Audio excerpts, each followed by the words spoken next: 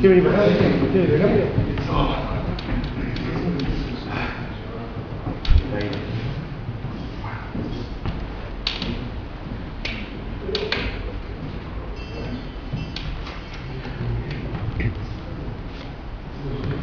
Buenas tardes. El Departamento de Estudios Históricos del Estado Mayor del Ejército, el Instituto de Historia y Cultura Militar, Coronel Rolando Guarda Frías, le da la más cordial bienvenida a esta su casa para seguidamente participar en la conferencia del investigador Enrique Bourbakis, la guerra del Gran General Heinz Guderian.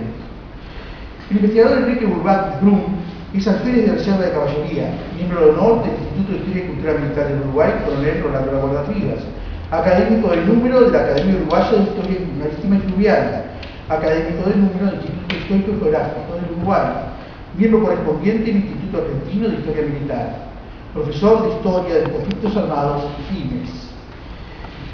Realizada esta presentación, pasamos al conferencista. Se agradece a los presentes iniciar los celulares. El profesor Víctor Lucifer. Muchas gracias.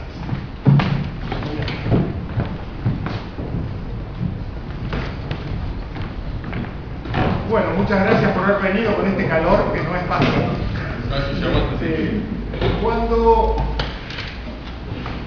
Cuando hicieron la conferencia anterior que versaba sobre el inicio de la Primera Guerra Mundial, el 1 de septiembre del 39, con la invasión de Polonia, esta imagen figuraba en el banner que se puso acá para la invitación de la conferencia. ¿Y quién estaba en esta imagen? Guderian. En la invasión de Polonia, con estos tanquecitos medios primitivos, que era la mayoría de los que contaba Alemania en ese momento, con todo el programa de producción de los tanques más desarrollados, que precisamente había desarrollado él, todavía estaban en veremos. La verdad que de los 1000 y pico de tanques que se usaron, solamente 98 eran, 7 y pico eran de los modelos más nuevos. La mayoría de estos, por supuesto, que tenían muy poco blindaje. Lo había comprado en Gran Bretaña un vehículo originalmente previsto para transportar cañones antiaéreos que la Krupp lo había adaptado como, y este es el famoso Panzer I, el que está atrás es el Panzer II. Ahora después lo vamos a ver más adelante.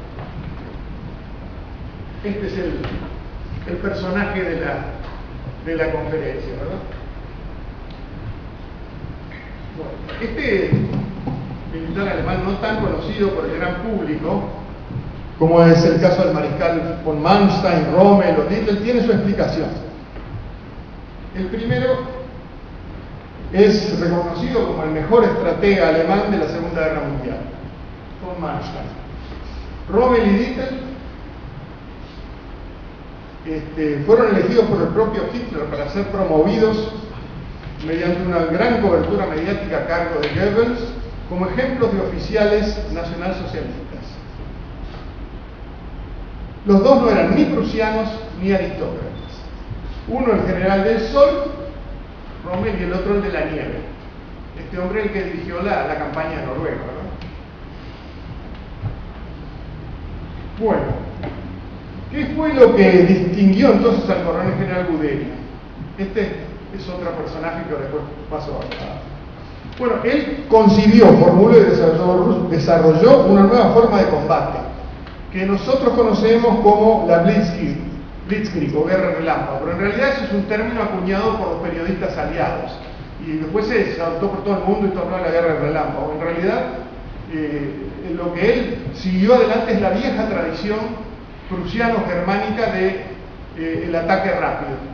Desde la época de Federico el Grande, Prusia nunca tenía suficientes recursos como para hacer una guerra larga, así que lo que había que hacer era apurar las cosas y atacar ofensivamente siempre y rápidamente. Después que alguno que sepa alemán me ayuda, Bewegungskrieg era el nombre de guerra rápida. De movimiento. Ahí está. Bueno, creó una nueva arma del ejército. O sea, que no solamente consiguió este tipo de guerra, sino creó una nueva arma, los Panzertruppen, que no existían en ese momento. estaban las armas tradicionales y él creó otro. Pero no solamente él creó una nueva arma, definió la organización, su estructura, lo que nosotros llamamos TOE, o sea, la tabla de organización de efectivos, sus métodos de empleo, sus uniformes, insignias, todo esto, el entrenamiento, todo esto no lo hizo solo, fue apoyado por superiores, el mismo Hitler, inclusive, camaradas, subalternos, y se basó en los artículos de prensa, libros y manuales redactados por potenciales adversarios, principalmente británicos.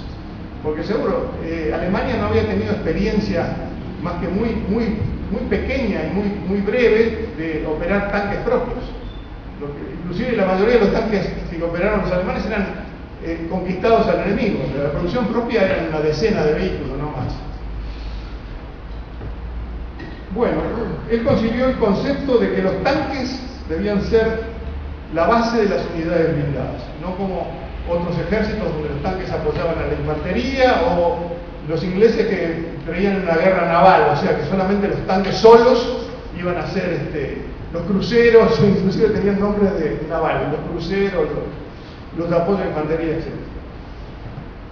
Él concibió el concepto de que los tanques debían ser el elemento fundamental de las divisiones Panzer, pero que el resto de los demás integrantes de cuyo apoyo dependían los tanques, la artillería, la infantería, la caballería, o sea, unidades de reconocimiento, de apoyo al fuego, de ocupación de terreno, porque los tanques no pueden ocupar el terreno, tenían que estar equipados igualmente con vehículos todoterreno, blindados y sobre orugas, lo cual Alemania nunca pudo concretar, porque claramente la competencia entre la Armada, la Fuerza Aérea, el Ejército, además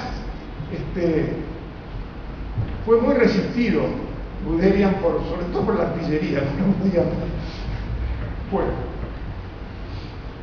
redactó los requisitos para el diseño y la construcción de los tanques y el entrenamiento de sus tripulaciones, que supervisó personalmente. O sea que él entendía que los tripulantes de los tanques debían ser seleccionados con el mismo cuidado que seleccionaba a los tripulantes de los aviones. O sea, tenían que ser personal seleccionado y sumamente entrenado. Y él concibió que en un tanque tenía que haber por lo menos 5 tripulantes. Un conductor especialista, un conductor, un radiotelefonista, un cargador y un tirador de cañón. Y el jefe de carro, que lo único que tenía que hacer era dirigir la acción táctica del vehículo o de la sección o de la compañía, según fuera el caso. Y que exigió que todos los blindados tuvieran equipo de radio cada uno, que se pudo en realidad concretar un poco después de esto. Fue un excelente técnico, táctico y comandante de división, cuerpo de ejército y ejército. Incluso luego fue jefe de Estado Mayor General del Ejército para fines de la guerra. Fue apreciado, estimado y aún querido por sus subalternos, reconocido y respetado por sus pares y apenas tolerado por sus superiores, algunos de los cuales lo detestaban. Fue un subalterno muy difícil, terco, fogoso, arrebatado, que cuando él pensaba que tenía la razón, no se arredaba ante nadie.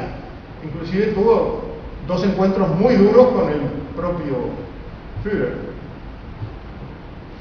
Ya veremos.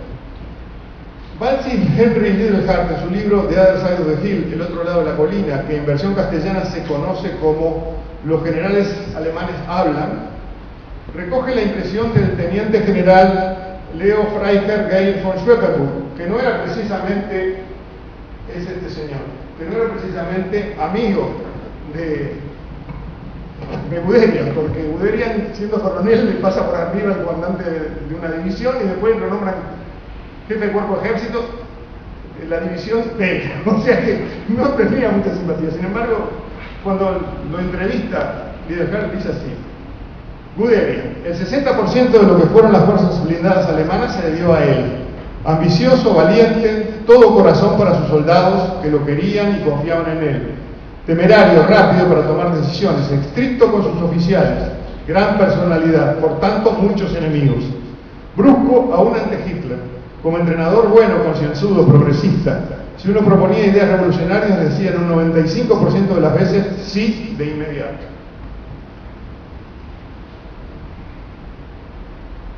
Nació en 1888 en la ciudad de Kulm, Prusia Occidental, en las orillas del río Vístula, hoy en día Chełmno, una ciudad polaca sobre el río Wisła. Nacido en una Alemania que ahora es Polonia, vivió en Colmar, Alsacia, provincia anexada a Alemania luego de la guerra franco-prusiana, que luego de la Primera Guerra Mundial fue de vuelta a Francia. Su padre era militar. En 1901 ingresa en la Escuela de Cadetes de Karlsruhe en Baden y en 1903 entra en la Academia Militar de Groß-Lichterfelde en Berlín, que es la principal academia militar de Alemania. Ingresa como alférez Henry en 1907 y es asignado al 10º Batallón de Cazadores Hannoverianos, comandado por su padre.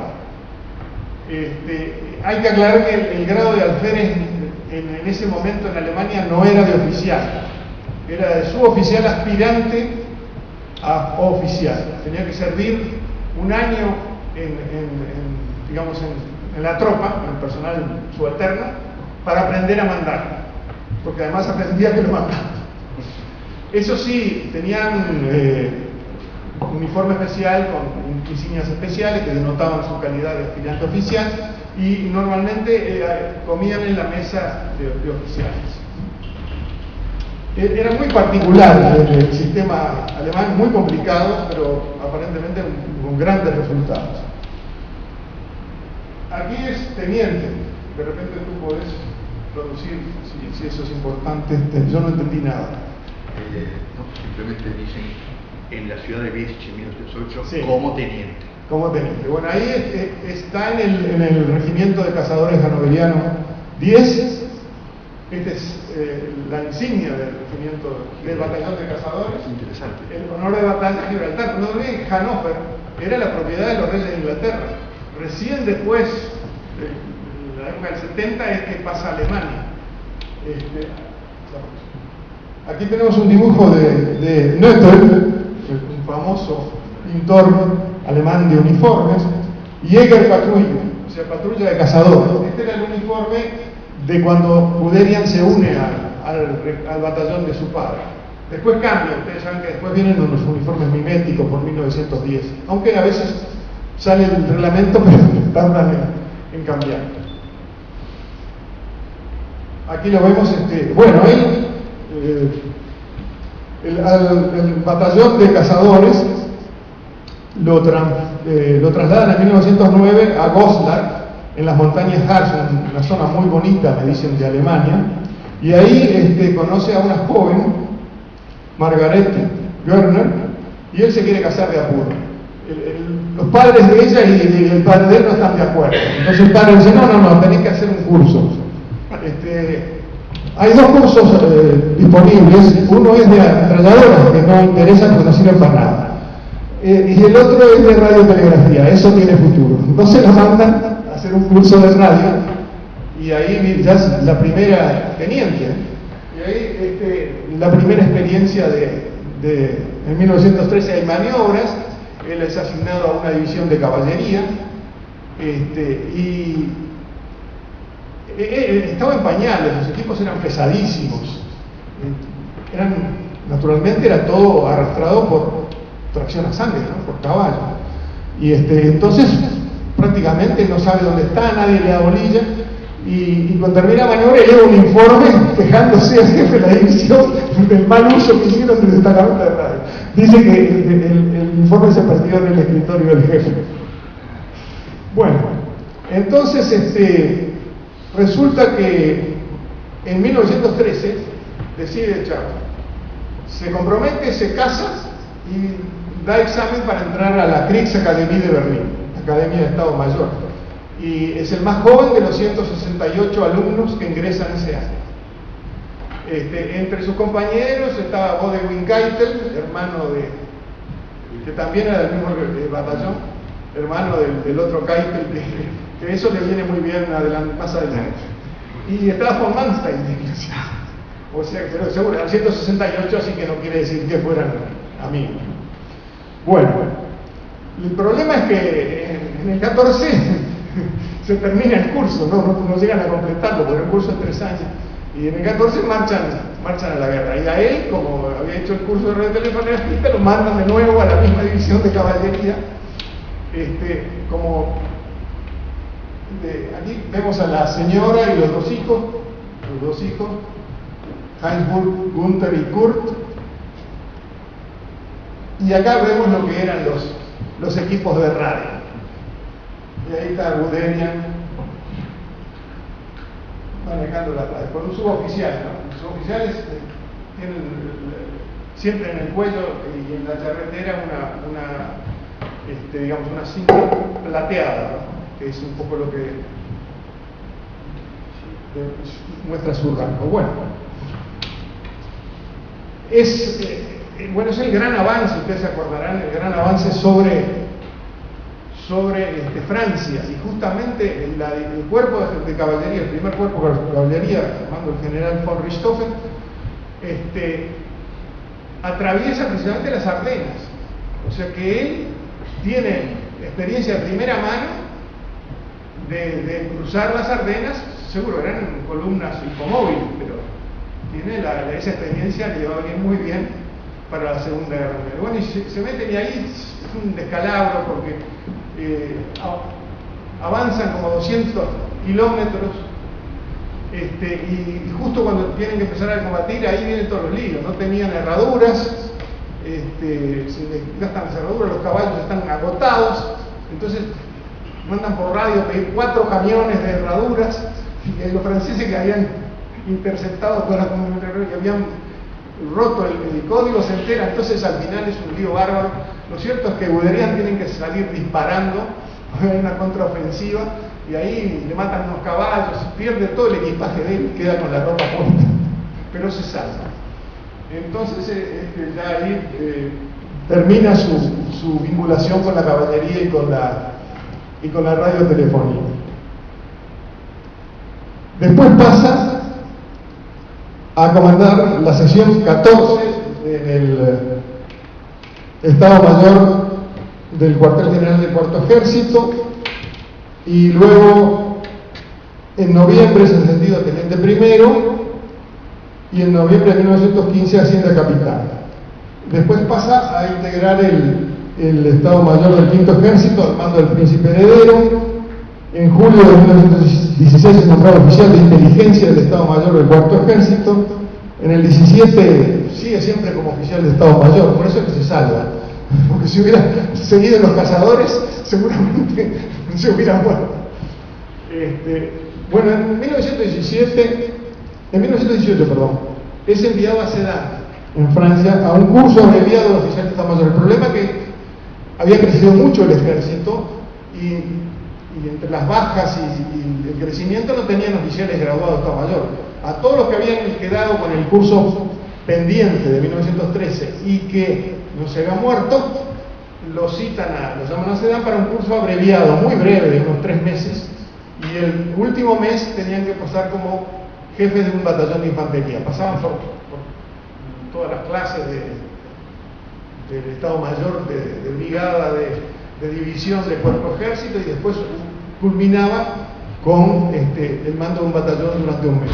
Bueno, ahí entonces él orgullosamente puede vestir las cintas. Ustedes saben que los oficiales de Estado Mayor llevaban en el pantalón nacional de color carmín, que era un poco el símbolo muy deseado de ser una especie de aristócrata dentro del ejército.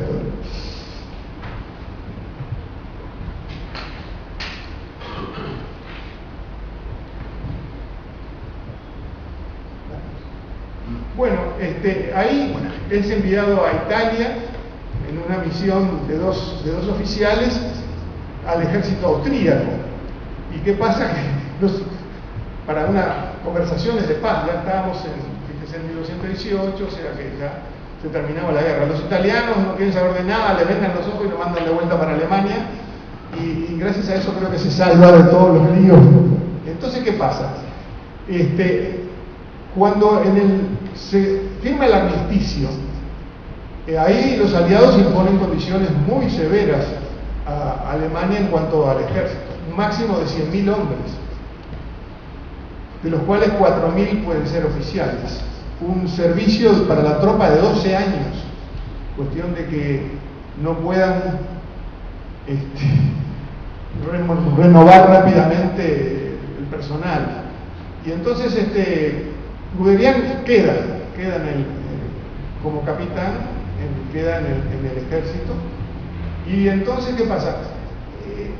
Era muy distinto el problema en el oeste que en el este. En el este, ustedes recuerdan que Alemania había firmado con Rusia un tratado de paz por el cual toda la región de Curlandia, o sea, toda la región del Báltico, lo que conocemos como Estonia, Lituania y Letonia, quedaba dominada por los alemanes. Pero a la vez los ciudadanos de esos países querían la libertad. Entonces el problema era que el ejército alemán no podía defender eso. Entonces, ¿qué se crea? Se crean los Freikorps, los cuerpos libres, ¿verdad? Los cuerpos francos. Y acá tenemos eran gente que había combatido en la Primera Guerra y que no sabía hacer más nada. Muchos que el primer trabajo que tuvieron es ser soldados. Y se terminó la guerra y querían seguir siendo soldados. Y les ofrecían para ir a los Freikorps de esa zona que les iban, cuando terminara el conflicto, tenían que defenderlo de los polacos y de los rusos comunistas. Entonces les iban a dar tierras, póster de reclutamiento, si usted quiere tener propiedad, qué sé yo, enrólese. Y después no pasaba nada. Entonces estos muchachos eran los que... Acá tenemos oficiales, eran integrantes de lo que se llamaba la División del Hierro, Eisenbahn-Division, que era y ahí lo mandan como jefe de Estado Mayor, oficial de Estado Mayor principal, a Guderian. Esta ya es una subunidad de caballería de los mismos cuerpos. ¿Quién es el hombre que salva la situación? Este caballero, muy atildado, muy correcto, delgadito, el coronel general von Seeckt. Se decía que donde está von Mackensen está von Seeckt, y donde está von Seeckt está la victoria. Consigue una serie de victorias sobre los rusos, que es lo que les da. El problema es que los alemanes les va muy bien, pero los austríacos los va a regular. Acá lo vemos al Kaiser, von Seeckt y von Mackensen. Von Mackensen, Ludendorff, Hindenburg o von Seeckt. ¿Qué representación? Pero después lo prestan, porque el tipo era muy brillante. Entonces, ¿quién es? El archiduque Carlos, que va a ser cuando muere Francisco José. Entonces ahí liquidan a Serbia. Este tipo consigue que los austríacos liquiden a Serbia. Pero no termina ahí la cosa. Aquí está cuando está en su estado mayor en Serbia. Hay solo un austríaco, los demás son alemanes. Acá, entonces lo mandan a Turquía a ver si puede salvar la petiza. Ya no le va tan bien. Ahí es donde no le va tan bien. Pero consigue evacuar a las tropas alemanas. Bueno, y él queda como comandante en jefe. Esto es una foto muy posterior, porque es brillante todo lo que hace. Ya después le voy a contar lo que hace, pero ¿qué pasa? Comete un faux pas. O sea, en el año 26 hay unas grandes maniobras y le pide un familiar del Kaiser que a su hijo le dejen participar en las maniobras, que era un sobrino nieto del Kaiser. Entonces aparece uniforme en la maniobra y ahí el gobierno lo destituye. Años después, 10 años después, en el año 36, en otro sistema político, se le hace un gran homenaje. Aquí está von Rundstedt, Blomberg y von Seeckt. Estas son las tropas ya del ejército alemán. O sea, es el homenaje y unos meses después muere. Luego asciende a mayor Y acá ya se empieza a especializar teóricamente en los blindados. Lee todo lo que puede, acude a los veteranos, los pocos veteranos alemanes que habían tenido experiencia directa con tanques, y sobre todo, no solo él, sino una cantidad de gente consiguen artículos de prensa de Lidl-Hart, los manuales. Inclusive hay un caso notorio de un capitán Bailey Stewart que le vende a los alemanes un reglamento del año 37 de los británicos, que es un caso de espionaje, de traición. Marcha para la Torre de Londres, no lo matan porque no están en guerra, ¿no? Pero lo mandan a alojarse a la Torre de Londres. Bueno, aquí está en Suecia, ya ustedes verán que no se nota mucho, tiene un distintivo de Estado Mayor, ¿verdad? Las franjas de los pantalones y los Blitzen son distintos, no tiene vivo de arma, tiene como unas camitas de pescado. Y ahí por primera vez en su vida sube un tanque. Este es el tanque sueco, que era una copia de un modelo alemán de la Primera Guerra, y ahí por primera vez Guderian, y ahí se da cuenta que estaba mal diseñado, que no puede ser posible que haya 2 o 3 hombres solos, que no sirve un tanque que no tenga, como le digo, esa tripulación que él dice que se termina a partir de esta experiencia que debe tener un tanque. Entonces, ¿quién es? Fuller. Él después viaja en el 39 y se entrevista en Gran Bretaña con Fuller antes de la guerra. Aquí es cuando era coronel, jefe de Estado Mayor del Real Cuerpo de Tanques, antes de la batalla de Cambrai. Era bajito, entonces los compañeros le decían Pony, como Bonaparte, lo petizo y además muy asertivo. Lidl-Hart, estos son los padres intelectuales de Guderian. Adelante. Brock, que es el que hace justamente ese manual de Charles Brock. Martel. Y acá está uno de los sobrevivientes alemanes que está el señor es Volkenheim, que es uno de los pocos, eso es en la Primera Guerra Mundial, y ustedes ven ahí uno de los pocos tanques alemanes, que eran una tripulación de 14 hombres, impresionante, 2 motores, pesadísimo, difícil de manejar, etc. Y este es un caso especial. En la Primera Guerra Mundial era oficial von Emansberger, oficial austríaco. Esta foto es después del año 38, por eso porque lo incorporan al ejército alemán como general de artillería. Ustedes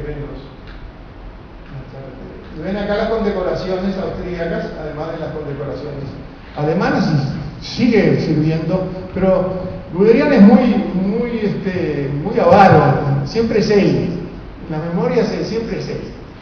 El que hace todo, pero claramente este hizo un libro muy bueno en 1934, la lucha de tanques, pero Guderian no le da mucho crédito.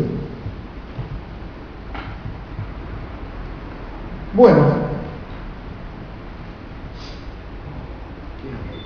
¿quién apareció acá? De Gaulle, en su famoso libro, que los alemanes lo leen, pero consideran que no es muy bueno, que le falta fondo. Acá cuando es coronel, ¿verdad? Todavía no ha sido servicio general, pero yo, además esta fotografía me interesa mucho para mostrar lo que eran los tanques franceses. Impresionante, mucho blindaje, tenían buena velocidad, tenían buena radioacción, similar a los tanques alemanes, pero fíjense en el detalle, una torreta de un solo hombre.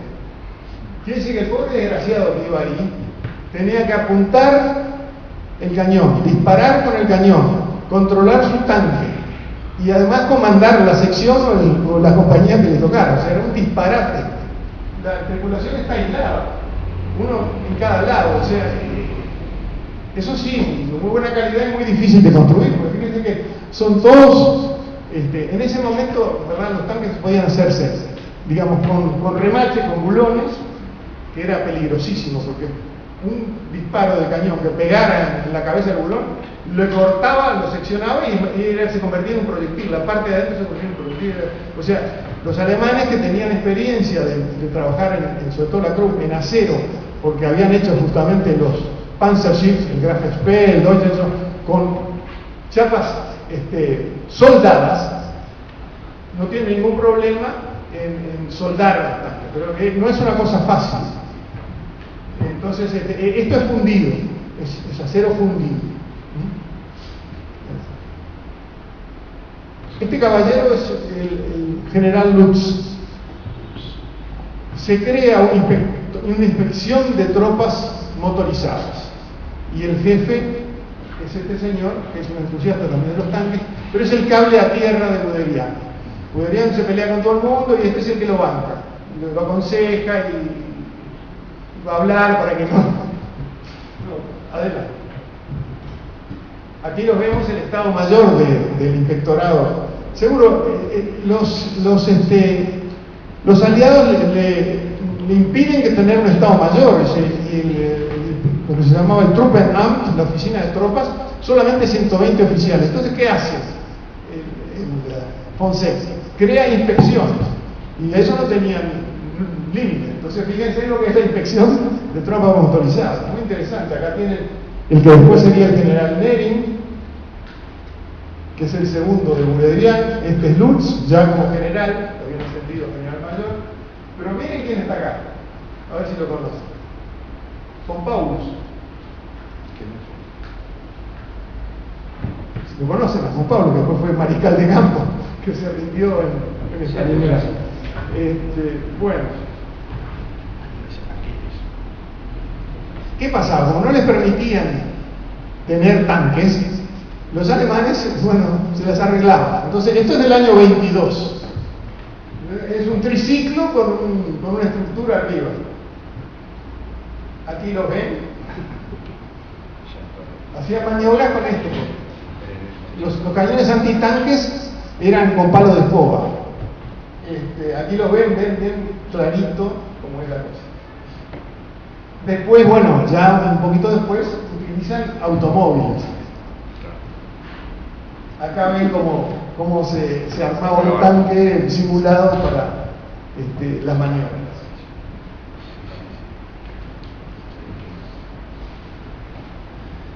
Otro modelito un poco más, ya con un uniforme un poco más. Bueno, ¿qué pasa? En el 33 cambia el sistema político. De una república, de la República de Weimar, viene el Tercer Reich.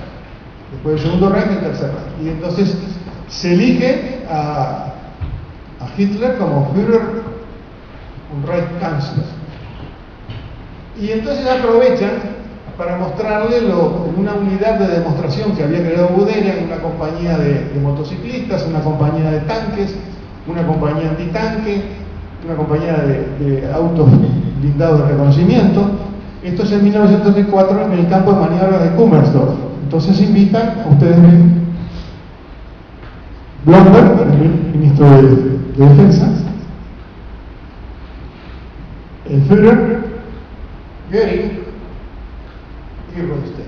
Muy importante Göring porque estaba a cargo del plan de desarrollo de 3 años o 5 años, no me acuerdo cómo, que era el que tenía los cordones de la bolsa, ¿verdad? Si él estaba ahí, le daban acero, si no estaba de acuerdo Göring, no le daban ni la bola.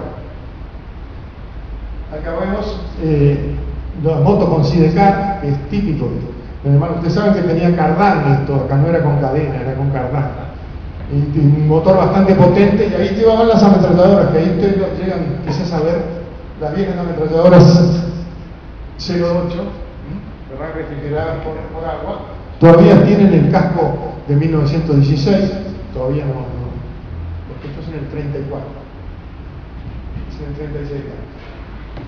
Para diseminar en Alemania la idea de los blindados, Lutz le dice: mire, bueno, usted agarre todos los artículos que escribió para la revista militar en todos estos años y haga un libro, porque tenemos que convencer no solo a los jefes, sino a todo el mundo de que hay que tener tanques. Entonces, edita esto es una edición inglesa, pero es el libro que hace Guderian y que tiene mucho éxito de público, al punto que con lo que saca de derecho de autor se compra el primer auto de su vida. Aquí vemos una fábrica de tanques. Este es un modelo que se hicieron creo que 5 o 6 nomás, y que tenían un blindaje muy liviano, que era tan grande, con una torreta central y 2 torretas auxiliares, que si no tenía demasiado peso, los usan solamente en Noruega, que mejor que nada era. Ustedes ven allá los semiorugas en producción, y después otros tanques. No es fácil hacer tanques, no es nada fácil. Sobre todo hay serios problemas de diseño. ¿Cuáles son las limitaciones? La trocha del ferrocarril, que por suerte en Alemania era más ancha que en Inglaterra, porque los tanques no andan sobre las orugas, andan sobre todo en Europa, que no había mucho camión, al revés de Estados Unidos, marchaban sobre trenes. Entonces, 2 limitaciones: la trocha de la vía, el ancho de la vía, y el ancho de los túneles. O sea que entonces había ciertas limitaciones. El otro problema grave era el aro de la torreta, o el anillo de la torreta, ¿verdad? Ustedes saben que tienen que tener rulemanes y muy precisos los mecanismos para que el tanque la torreta pueda girar 360 grados. Esos eran los principales problemas además el problema que había, que de primera, dice, bueno, los tanques tienen que hacerlo las empresas de ingeniería, muchas, inclusive los que hacen ferrocarriles, y esa gente no está acostumbrada a hacer producción en serie, eso es muy lento. Entonces, funciona bien lo que los hacen las industrias automovilísticas, porque eso sí tienen la cadena de montaje, todo. Pero bueno, bastante rápido, porque seguro, MAN, MAN, Krupp, todas esas fábricas son las que se van a encargar de la producción de los tanques adelante. Otro problema. Durante la República de Weimar, von Seck quería que los soldados se reclutaran en el interior, no en las ciudades, para evitar la contaminación socialista. Entonces, el problema es que andaba muy bien para cuidar caballos, pero para manejar vehículos automotores o blindados no había tanta gente, no era tan. El transporte automotor en Alemania era limitado, en la sociedad civil estoy hablando. Entonces esta gente no tenía idea. Pero el Partido Nacional Socialista, desde 1932, 33, ya había empezado a crear una organización paramilitar para transportar a la CSA de una ciudad a otra, de los congresos, con camiones, y después llegó a tener números importantes, tenía su uniforme propio, sus insignias propias, sus jerarquías propias, y aquí lo vemos. Ellos son los que enseñan a manejar tanques, camiones NSKK. Es la organización, y bueno, este es el instructor, y estos son todos los alumnos, ahí lo ven. Tan eficiente es esta organización que para 1939 187.000 conductores habían sido entrenados por la NSKK, que además era como el Automóvil Club, o sea, tenían servicios de reparación para los automóviles, dirigían el tránsito, o sea, también proveyeron servicios de transporte para la organización TOD, para el Luftwaffe, o sea, que realmente fue muy eficaz. Bueno, acá vemos las primeras maniobras con tanques. En general los usaban mucho para los desfiles. A Hitler le gustaba mucho mostrar grandes masas de blindados desfilando, porque inclusive les hacía creer que tenía mucho más de lo que en realidad tenía. Aquí vemos el Panzer I, vehículo desarrollado del original británico. Y acá tenemos el Panzer II y el Panzer I. El Panzer II ya es un vehículo hecho en Alemania, tripulación de Sofres, un cañón de 20 milímetros y una ametralladora de 7,92.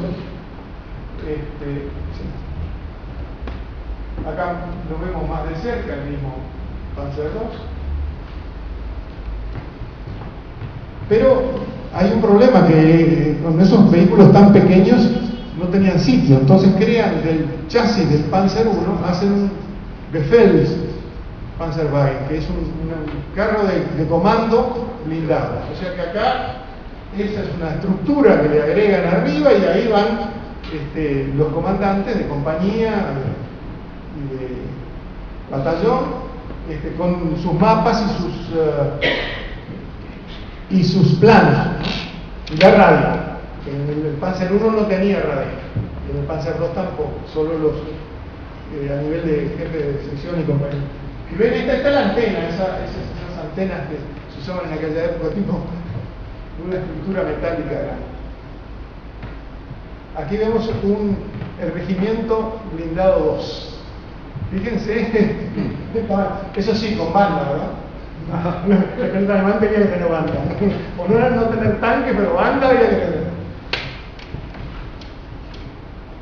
Este es el primer vehículo que realmente alemán diseñado por la industria bajo los requisitos de Guderian.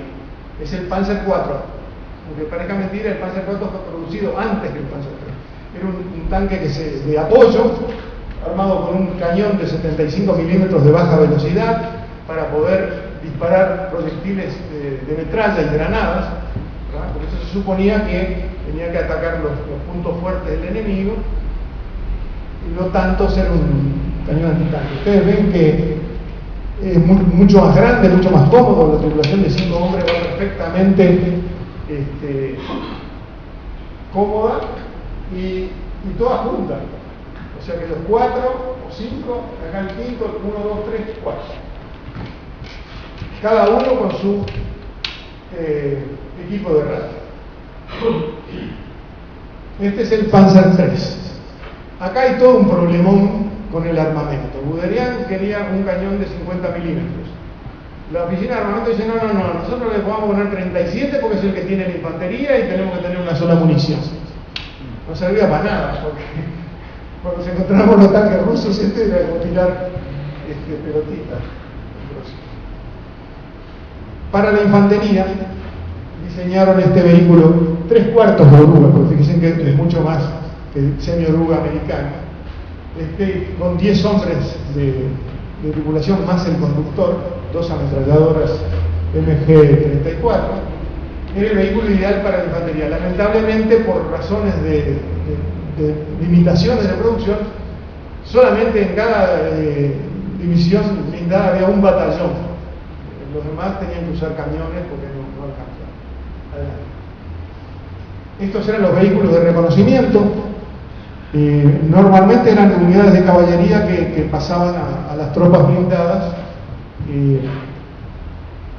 Inclusive mantenían sus vivos dorados de Schnelltrupper, de tropas rápidas. Adelante. ¿Qué pasó? La artillería no estaba de acuerdo con que no le dejaran nada. Y la artillería era poderosísima en Alemania. Entonces, en el ejército alemán, la mayoría de los grandes jefes eran todos de artillería. Entonces, von Manstein dice, no, Guderian quería que hubiera 2 ejércitos. El de él, el Panzertrupper, blindado motorizado. Y el resto a caballo. Todo el material arrastrado por caballo, los cañones, todo. Y von Manstein, que era el ayudante de Beck, Ludwig Beck, que se llevaba muy mal con Guderian, dice, no, en el año 35, dice, no puede ser que solo los blindados, el arma blindada, que con todo, nosotros necesitamos un vehículo de asalto, Sturmartillerie, o sea, artillería de asalto, que pueda apoyar a la infantería, porque si no la infantería no puede atacar posiciones del enemigo. Entonces, ¿qué hacen? En un chasis Mark III ponen una casamata y le ponen el cañón del Mark IV. ¿Okay? Con limitaciones, ¿verdad? Porque no gira, eso está fijo. Hay que apuntar todo el tanque, excepto pequeñas desviaciones. Pero es excelente y dura toda la guerra. Después le ponen cañones de 105 milímetros, cañones de 75 milímetros antitanques. Es el vehículo alemán que más se produce, más de 10.000, 70.500 en la guerra. Por supuesto, a Guderian no le gusta nada, pero bueno, le aplican la epístola apócrifa a los filisteos, ¿no? Aguantaos y jodeos. Por favor. Bueno, Guderian dice, no, el arma tiene que ser distinta totalmente. Entonces, un color medio raro, entre púrpura y rosado. Y esta es la bandera de guerra del arma blindada.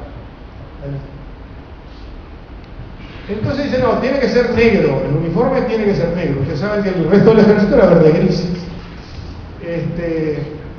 Y dicen, bueno, ¿por qué negro? Bueno, en primer lugar porque las manchas de aceite y de grasa se disimulan mejor. Pero además porque él quiere que sea los herederos de los húsares de la muerte. Totenkopf Danzigen Suicide, el tercero de húsares de la guardia. Y esta es la princesa Victoria Luisa, hija del Kaiser, coronela honoraria del regimiento. Von Mackensen, otro que siempre, después de la guerra se vestía siempre así. Lo llevaba para todos lados, lo mostraban ya viejito. Fíjense la calavera, ¿verdad? En el colbac. Este es el uniforme primero que tienen las tropas blindadas. Una boina que abajo tiene un crash helmet, o sea, un casco de fibra endurecida, que rápidamente se deja de usar. El Waffenfarbe, o sea, el vivo del arma, rosado, las calaveras, eso va a crearles serios problemas cuando los aliados los capturaban, creían que eran de la SS y los mataban. Pero bueno, no eran de la SS. Esto es un uniforme de oficial, con la gorra. Y acá lo vemos a Guderian pasando revista a una unidad. Este es Joachim von Strachheim, un famoso comandante del regimiento. Esas insignias son del tanquecito, es la insignia de combate de los tanques. Pasame dos para atrás, por favor. Otra, ahí está, ¿ven? Esa es la insignia de haber. Y esta es la Cruz de Hierro de segunda clase. ¿Verdad? A Guderian le gustaba de vez en cuando ponerse el uniforme. Acá lo vemos cuando ya era jefe de Estado Mayor, pero él seguía usando el uniforme de las Panzertruppen. Estas eran las charreteras que están en el Museo de Münster de Guderian, con las 3 estrellas de coronel general. En Alemania es medio raro el sistema de los generales, ¿verdad? La charretera asignada, que es una trenza de 2 doradas y una plateada, es general mayor, que lo traducen como mayor general. Después una estrella general Leutnant, o sea, teniente general. 2 estrellas es general de caballería, de artillería, de infantería, de Panzertruppen, y 3 estrellas coronel general. Ya después viene mariscal de campo. Adelante. Aquí vemos en el año 38, cuando están en unas grandes maniobras, y ahí lo ven a Guderian, Himmler, Reichenau. Este es muy importante. Este hombre que era un general nacionalsocialista también apoyó mucho a Guderian porque era partidario justamente de los blindados, inclusive dominio grande de inglés, traducía él mismo los artículos y manuscritos del Führer. Y este es Keitel, no el Bodewiller, Wilhelm Keitel, el jefe de Estado Mayor, ¿verdad? De la OKW. Adelante. Bueno, y acá viene la invasión de Polonia. Ya Guderian, ya cuando era coronel, lo nombra jefe de una división blindada, después jefe del cuerpo de ejército motorizado 19, que tenía una división blindada y 2 motorizados. Y él, lo que pasan por acá, de Alemania a Prusia Occidental, después a Prusia Oriental, y después un envolvimiento y ocupa la ciudad de Brest-Litovsk. Que después, cuando viene el pacto germano-soviético, tienen que abandonarlo, porque ahí queda el territorio. Acá está el desfile en que entregan a los rusos prescritos, sonriente, Guderian, el general ruso Prigozhin. Bueno, después viene la campaña de Francia, y este es la apoteosis de Manstein y de Guderian. Ustedes saben que pretendían los alemanes volver a reeditar el plan de la Primera Guerra Mundial, a avanzar por el norte. Y con Manstein dice, ahí es donde nos van a estar esperando, ahí es lo que los aliados saben que vamos a hacer, no podemos. Y bueno, hay unas grandes discusiones al punto que tanto en broma Manstein que lo mandan de jefe de división a la frontera de Polonia para que no embrome más. Pero ustedes saben que el avión que llevaba los oficiales de Estado Mayor con los mapas, los planos, las órdenes de marcha, cae en territorio belga y entonces se compromete el plan. Y entonces ahí vuelven a llamar a Guderian, a Manstein consulta con Guderian, ¿se puede atacar a través de las arenas? Sí, no hay problema. Eso tiene que ser una cosa muy bien organizada para que no haya cuellos de botella, tiene que haber protección aérea para evitar que los aliados, porque las columnas eran 10 kilómetros por cada división, entonces eran muy vulnerables. Si los franceses y los ingleses hubieran podido, capaz que no era tan exitoso, pero el ataque es exitoso. Precisamente Guderian pasa por Sedan, cruzan la frontera, Sedan y después van para la costa. Con gran bronca de todos los superiores que decían, pare, no, estoy reconociendo. Entonces, ¿qué hacía? Dejaban un cable telefónico y se iban en el vehículo de comando. Sí, estoy en mi cuartel general. Estaba adelante, porque además él dirigía de adelante. Iba siempre a la punta y con gran, a veces, problema, como el caso de Georg von Schellenberg, que llega adelante. ¿Dónde está el jefe de la división? El jefe de la división se sabía dónde estaba. Y eso trae su problema. Bueno, seguimos. Aquí lo vemos el vehículo de comando de Guderian. Ven que los grupos de órdenes son ahí verbales. El ejército alemán usaba mucho órdenes verbales de lo que nosotros llamamos acá tipo misión.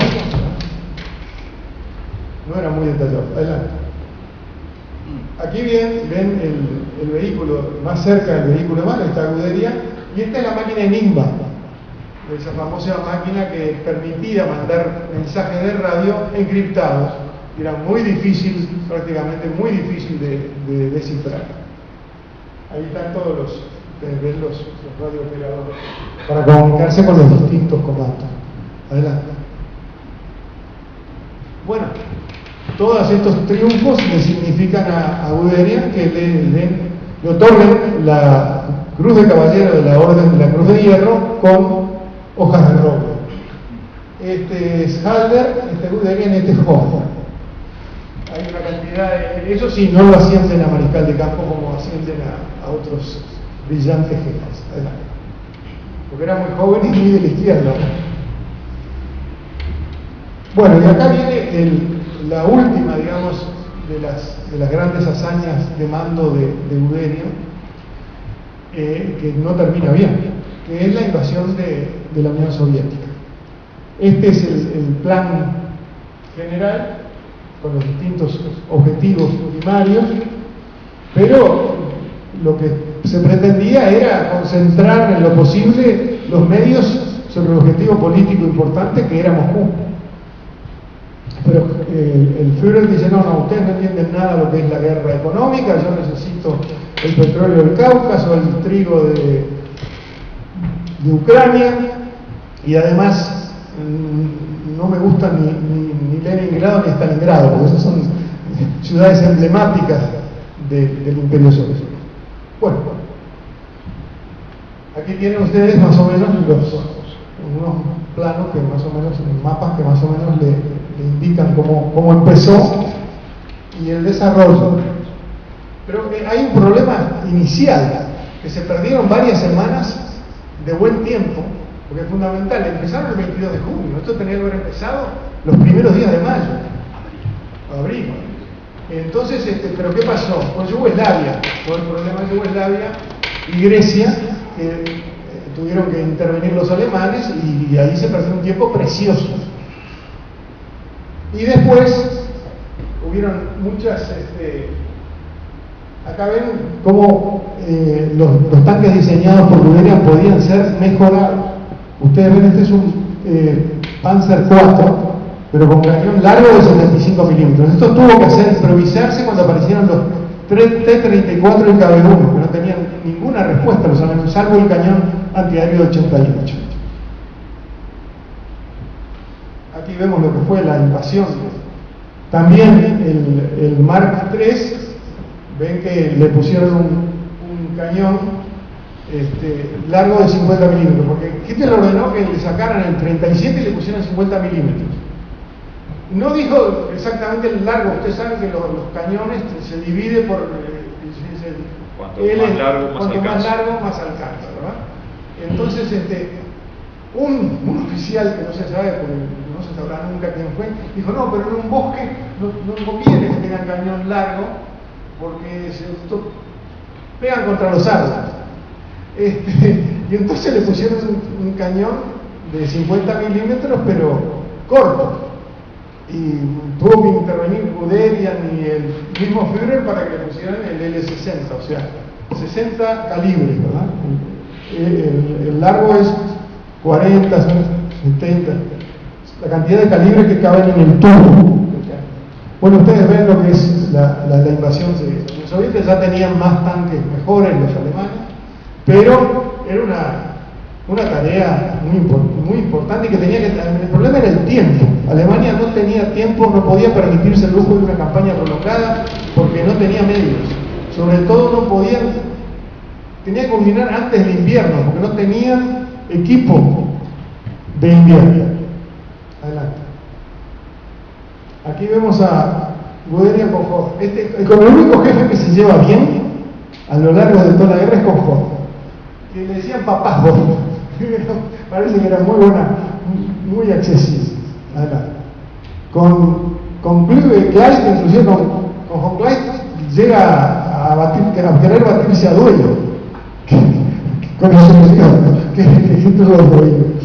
Bueno, acá ven, yo de las cientos de fotografías que estuve coleccionando para hacer esto, me gustó esta, siempre sonriente Guderian con sus subalternos, con los oficiales no era tan, con el personal subalterno era muy amable, los oficiales medio secos y con los superiores horrible.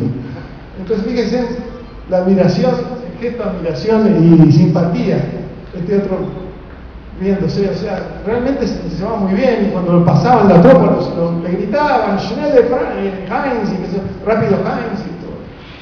Realmente era un superior muy querido.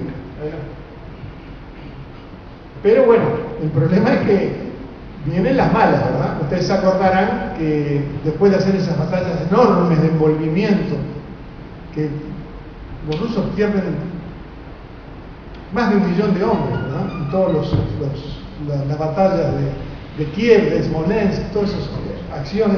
Pero esto, fenómeno, pero cuando quieren volver para Moscú, empiezan las lluvias, llegan bastante cerca de Moscú, 42 kilómetros, pero ahí se tranca la cosa.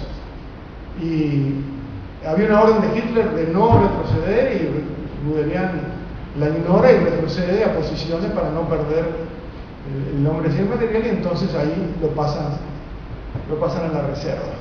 Acá es cuando lo devuelven a Alemania. ¿Qué pasa? Eso es en diciembre del 42. Ahí lo mandan de vuelta. Diciembre del 41, perdón. Lo mandan de vuelta y se va a su casa. Pero el problema es que hay un grave problema de abastecimiento de material, sobre todo de tanques. Entonces, en el año 43 lo vuelven a llamar, lo designan inspector general de las tropas blindadas, a cargo de la producción, de todo. ¿Y con quién hace equipo? Con Speer. después de ser el arquitecto de Hitler, lo nombra ministro de su ministro cuando muere Toto. Y hacen muy buena junta. Acá ustedes lo ven al ingeniero, al arquitecto Sper, que está entrando a examinar un T-34 capturado para ver qué es lo que pueden hacer. Porque podrían haber dicho, bueno, copien el T-34, es imposible de copiar. El motor diésel de magnesio que tenía era imposible de copiar por la industria alemana. Era todo un vehículo muy tosco, muy incómodo adentro. Inclusive en este primero tenía una torre de 2 hombres nomás. Se iba contra toda la doctrina, digamos, Panzer alemán. Entonces se decide continuar la producción mejorada del Panzer IV, Panzer III dejarlo de producir y hacer el Sturmartillerie del diseño de von Manstein y concentrarse en eso hasta que se desarrollen los Mark V, que era el Pantera, y el Mark VI, que era el Tigre. En realidad el Tigre está antes que el Pantera de nuevo. Son tanques muy pesados que eran de altísima calidad. Los alemanes intentan compensar la inferioridad numérica con excelencia de materiales, pero los rusos hacen tantos tanques, porque además los rusos se concentran en tanques y artillería, porque todos los vehículos los aliados se los suministran. Adelante, por favor. Aquí vemos justamente un tanque Tigre del primer modelo, y está Guderian inspeccionando y dirigiendo la producción. Después viene el desastre de Kursk y después viene en el 44 el 20 de julio. Eso es terrible porque se quiebra, inclusive el jefe de Estado Mayor, Saigler, le viene un ataque al corazón y queda acéfalo, y entonces ¿a quién buscan como jefe de Estado Mayor general del ejército? OKH, ¿verdad? El Oberkommando Heeres, el alto comando del ejército. Estaba el OKW, que era de las Fuerzas Armadas.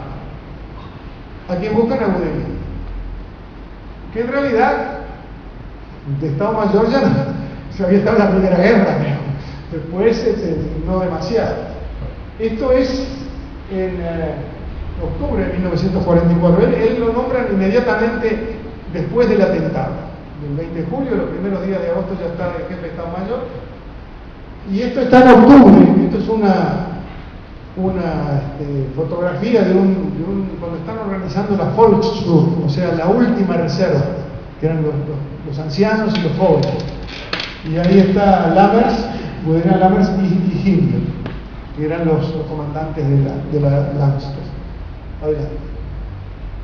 Ahí está Guderian repartiendo las condecoraciones a soldados. Están viendo que estas son tropas de montaña, ¿verdad? Adelante. Y acá está justamente ejerciendo de jefe de Estado Mayor.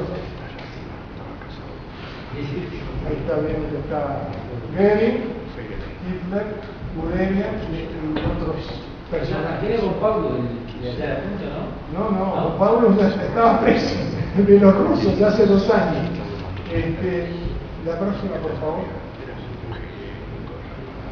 A Guderian tiene 2 encontronazos brutales con Hitler, en que Hitler se le abalanzaba y el tipo aguantaba y le gritaba y se gritaban unos a uno.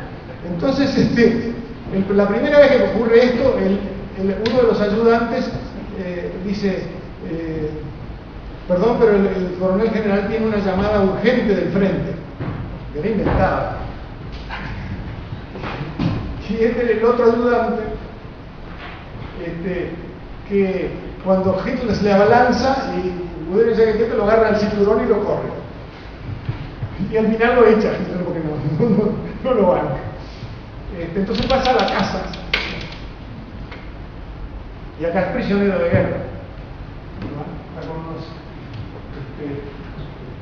oficiales de la Luftwaffe, ya preso de los americanos. Tiene mucha suerte porque él se hace como que no sabe nada, colabora con Liddell Hart, le da entrevistas, se pone a disposición de la sección histórica de Estados Unidos. No se olviden que esto es en el año 48, o sea que ya está la Guerra Fría. Entonces los americanos no tienen ningún interés en juzgar a muchos buenos que todavía están en condiciones de combatir.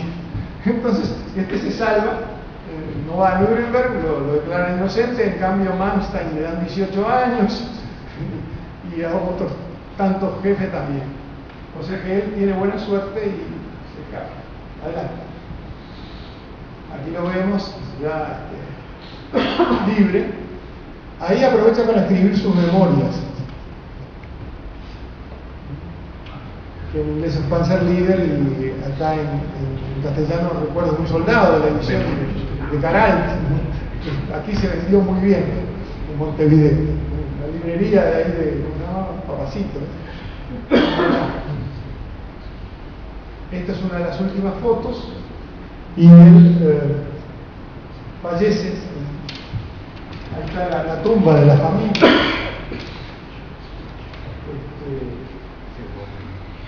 De la esposa. Hans Wilhelm Guderian en 1956. Y este es el hijo. Adelante. Él tiene dos hijos. Uno, de ahí con la insignia del Estado Mayor, es Heinz Günther Guderian, que llega a general y después de la guerra entra en la Bundeswehr, o sea, en el ejército alemán occidental. Y este es Kurt, que también está capitán en las fuerzas blindadas, que él, cuando el padre lo mete en preso, decide irse a Estados Unidos para poner distancia entre cualquier problema que hubiera. El hijo de él después es general norteamericano de militar. Adelante. Aquí lo vemos con el uniforme de la Bundeswehr, el general mayor, con todas las condecoraciones de la Segunda Guerra Mundial. Bueno, acá terminamos. Yo abro un espacio para preguntas, porque sé que había algunas personas que querían formular alguna pregunta. Ya te vamos a aplaudir.